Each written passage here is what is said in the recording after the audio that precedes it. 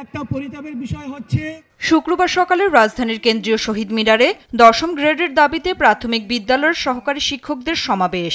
এতে অংশ নেন দেশের বিভিন্ন জেলা থেকে আগত সরকারি প্রাথমিক বিদ্যালয়ের সহকারী শিক্ষকরা। এ সময় শিক্ষকরা তাদের জীবনমানের উন্নয়নের জন্য বেতন কাঠামো 10ম গ্রেডে উন্নীতের এক দফা দাবি জানান।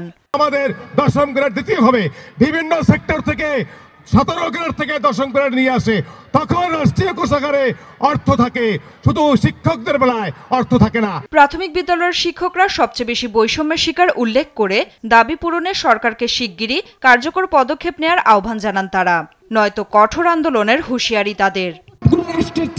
বাংলাদেশের শিক্ষকদের বেতন সবচেয়ে কম। আমরা এই সরকারকে জাতীয় নাগরিক কমিটির পক্ষ থেকে শহীদ মিনারের শিক্ষকদের সমাবেশের সাথে সংহতি প্রকাশ করে বলতে চাই, শিক্ষকদের ব্যাপারে আপনাদের বাজেট বৃদ্ধি করতে হবে। এটা দাবি বলবো না, আমরা অধিকার বঞ্চিত। প্রাথমিক সহকারী শিক্ষকরা 10ম গ্রেডের দাবিতে এখানে জমায়েত হয়েছেন। যদি উন্নত বেতন না দিয়ে ধরে রাখতে না পারেন, তাহলে আপনারা উন্নত জাতি কিভাবে প্রত্যাশা করতে পারেন?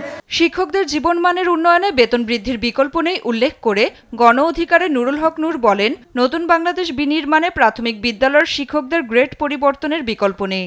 তাহলে সেই শিক্ষকদের যদি আমরা দাবি দেওয়ার প্রতি আমাদের মনোযোগ না থাকে, শিক্ষকদের প্রতি আমাদের দৃষ্টি না থাকে, তাহলে আমরা আগামীতে কিভাবে নতুন বাংলাদেশ বিনির্মাণ করব? আপনাদের এই দাবির সাথে আমি পুরোপুরি একমত, এবং আমি বলছি যে শুধুমাত্র 10ম গ্রেড না, আমি চাই অন্তত ন্যূনতম সকল শ্রেণীর শিক্ষককে যেন প্রথম শ্রেণীর চাকরিতে উন্নীত করা হয়। পরে আন্দোলনকারী শিক্ষকরা রাষ্ট্রীয় অতিথি ভবন যমুনা অভিমুখে পদযাত্রা করেন, কিন্তু শাহবাগ থানার সামনে পৌঁছালে তাদের আটকে দেয় পুলিশ।